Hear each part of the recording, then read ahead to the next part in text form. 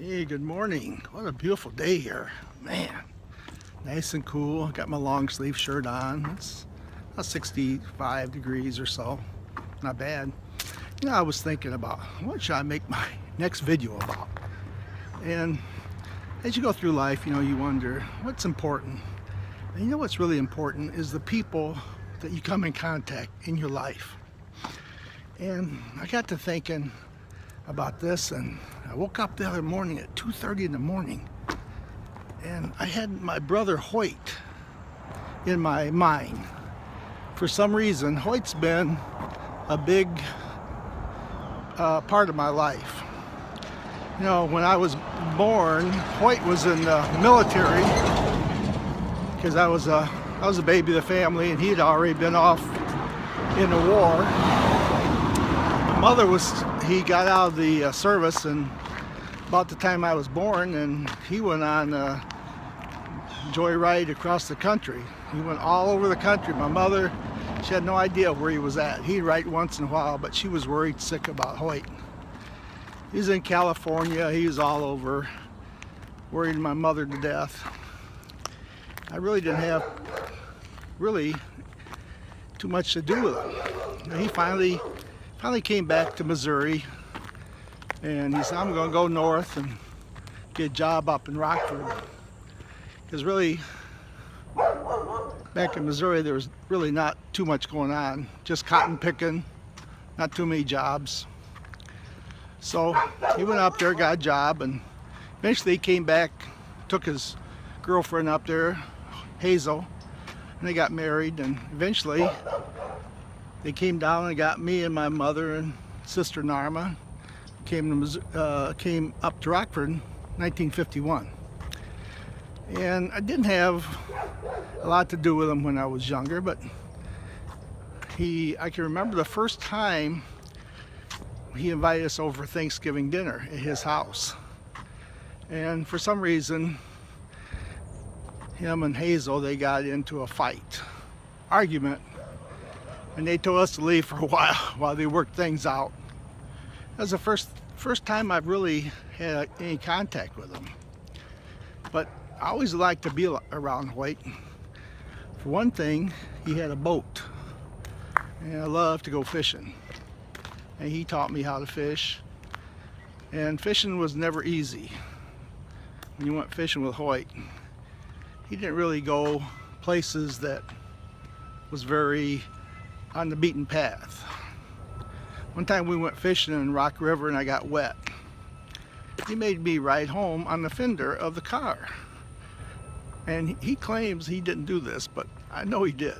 I rode home on the fender, hanging on to the thing on the hood ornament. And that was one of my first recollections of Hoyt. Another time he took me fishing to Killbuck Creek. He said, hey, we're going somewhere where man has never been. That was his idea. He said, you can't go fishing sitting by your car or on the bank. You have to go way deep into the woods. So he drugged me off into the woods, gave me 2 fishing poles, and I tried to keep up with him. He was a lot bigger than me and taller, and very healthy. And mosquitoes eating me up left and right. Time I got to the fishing hole, an hour later, I was not interested in fishing. I was interested in keeping underwater, breathing through a straw. I'm telling you, that's how bad the mosquitoes were there. I got home and looked at my arms. They were just broke out with mosquito bites. But did that deter me from going fishing again? Oh, heck no. Oh no. Fishing? Yeah. Next time he said, let's go fishing. I said, let's go. This time, so we're going to go on fish off the railroad bridge on Rock River. I said, okay, where you lead, I shall follow. And we were up there fishing. I don't know if we ever caught fish or not. I guess it really didn't matter. Here comes a train. We hop underneath the trestle, hang on for dear life till the train goes by. That's his idea of fishing. So very interesting fellow. And the next thing that is important, we never went to church. He's the first one that took me to church. He was in with these Church of Christ people. And the thing about the Church of Christ, they do not use any musical instruments. And you talk about boring, and they preach a long time. So I was bored to death, but I still went. For some reason, I liked being around my big brother. And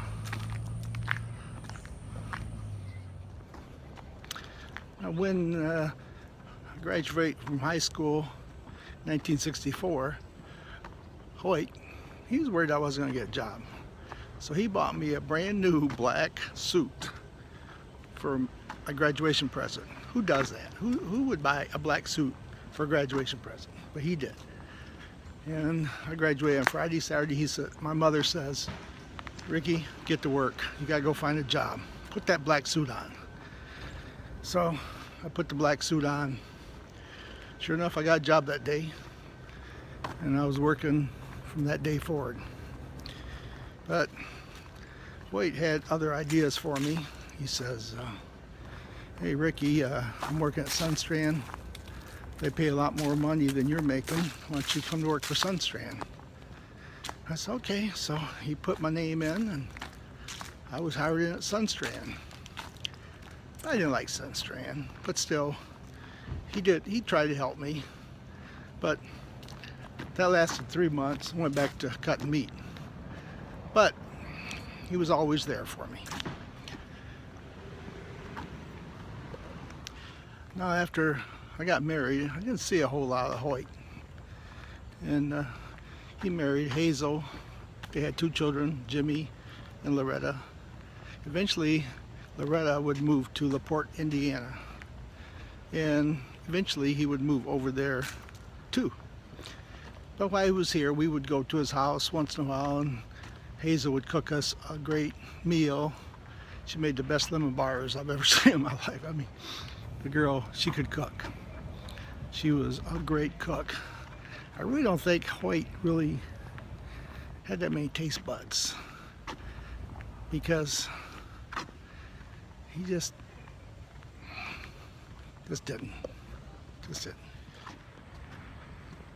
After moving to LaPorte, Indiana, Hazel developed Alzheimer's. And we didn't see too much of Hoyt because I was living in Rockford and he was living in LaPorte, Indiana. But Loretta, on their 50th anniversary, she gave him a big party. We went over there and it was wonderful. But we could tell Hazel was going through, a lot. So a couple of years after that, Hazel just kept getting worse and worse. And so I'm going to take a trip over to see Hoyt. So I get in my car, I drive over there, and I expect that we'd go, get some fast food and bring it back to the house. Oh no, not Hoyt. He says, hey, we're going to dinner. Hazel and I, we want to have a good dinner. He wheeled her out to the car, and at this time he was in the 70s. He picked her up, he put her in the car, and we took her to dinner. And he talked to her just like she had no problem in the world. And when I called him, I'd say, hey, how's Hazel doing? Oh, she's doing great. Never did he complain. This is his job. So that night, I didn't know where I was going to sleep. And he said, oh, here, I got the room in here for you. So I went in there and slept all night. I got up the next morning here, him and Hazel, they were sleeping on the floor on a mattress. He gave me their bed. I said, wait, you didn't have to give me your bed. He said, it's easier this way anyway.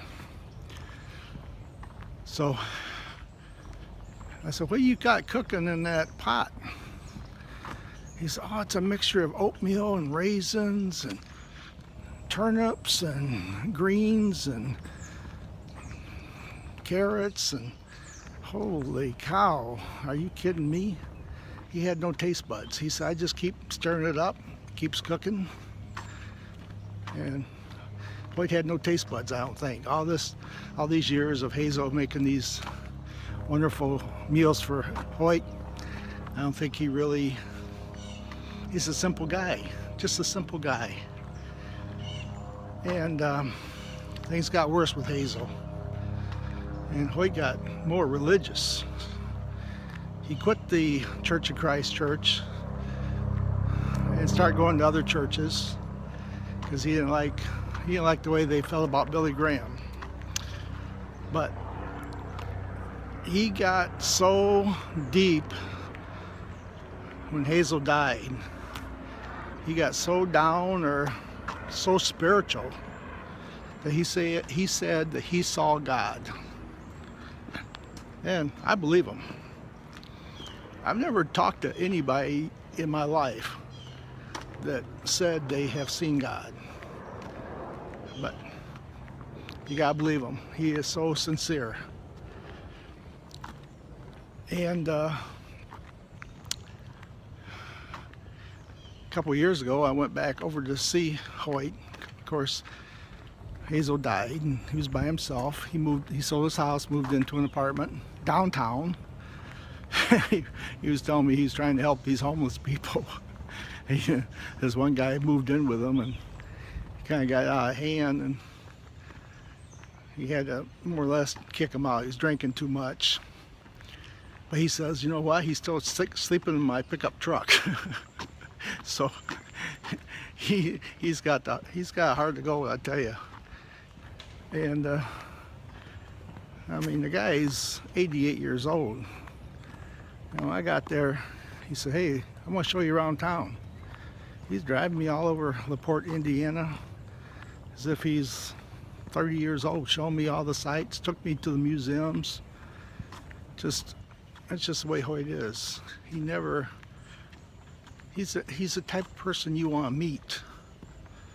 One of the few people in life that really believes. I call him a saint. That's the way I feel about him. But that's my older brother Hoyt. I wish everyone could meet him.